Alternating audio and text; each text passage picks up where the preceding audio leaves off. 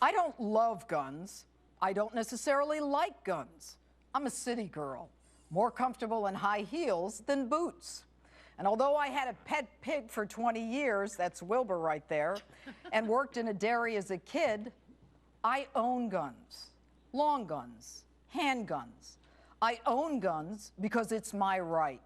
It's not a right anyone in Washington gave me. It's a natural right, confirmed by the very people who founded this nation. It's a right that no one is going to take away from me. Hello and welcome to Justice. I'm Judge Jeanine Pirro. This week, the debate continues, the rhetoric more heated, as parents in Newtown testify about innocent children taken from them, as sheriffs across this country threaten the arrest of any federal agent who would enforce unconstitutional gun laws, as police chiefs support the ban on assault rifles, politicians threaten gun manufacturers and the very banks that fund them, and as gun associations sue to protect their guns.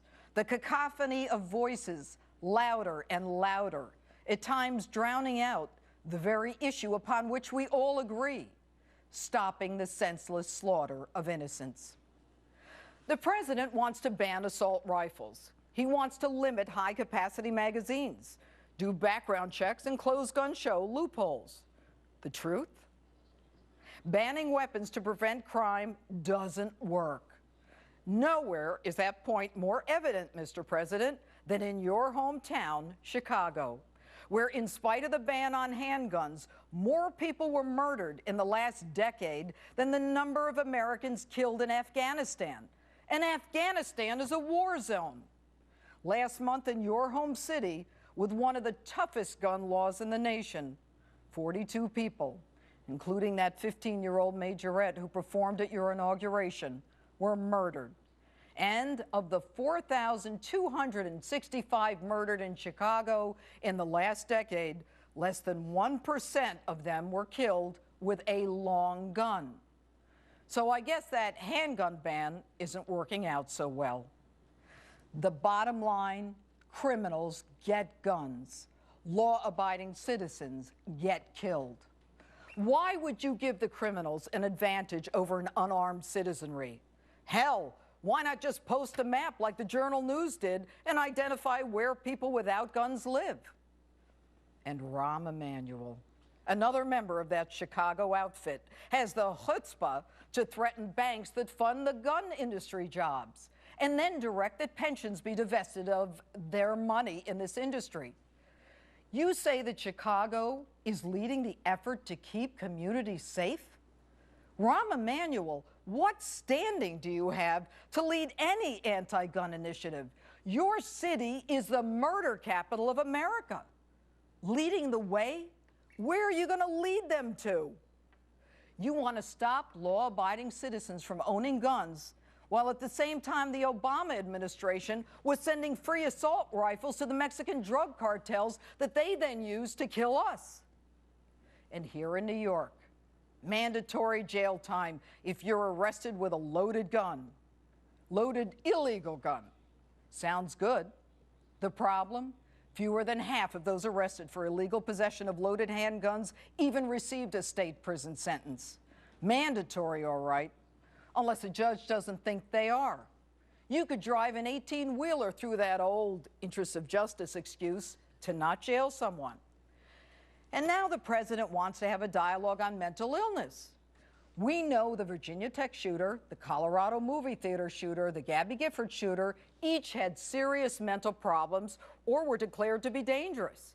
Even the Newtown shooter, who would play video games, violent video games for days on end, had mental problems.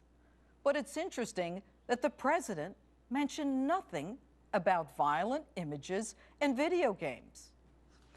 So if we ban assault rifles, then shouldn't we ban the images of assault rifles in movies and video games? What's that, you say? The First Amendment protects free speech?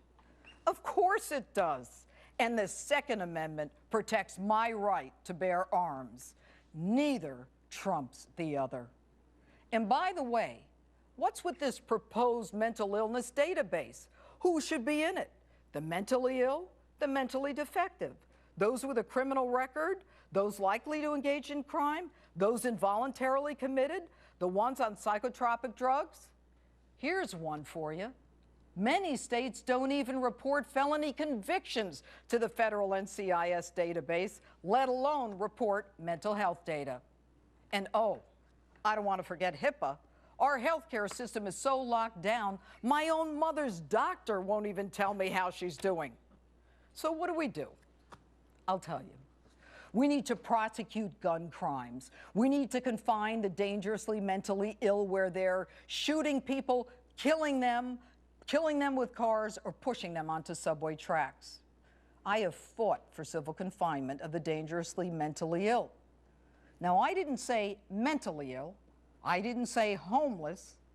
The Supreme Court of the United States has said that civil confinement of the dangerously mental ill is constitutional. Kansas versus Hendricks. Go look it up. I've been in the trenches for decades. I've seen what criminals can do. The pain of those affected by those massacres is palpable to all of us. But law-abiding gun owners did not pull those triggers. The Founding Fathers were forward-thinking enough to say we have the right to bear arms. They didn't say a musket or a rifle with a bayonet. They said arms. I have a natural, God-given right. I don't have to explain whether I'm hunting deer or defending myself. Who should say that I can only defend myself with a certain number of bullets? Should I empty my clip and just wait for the end? I have the right to protect my family and myself. I don't love guns, but one day I know I may need them.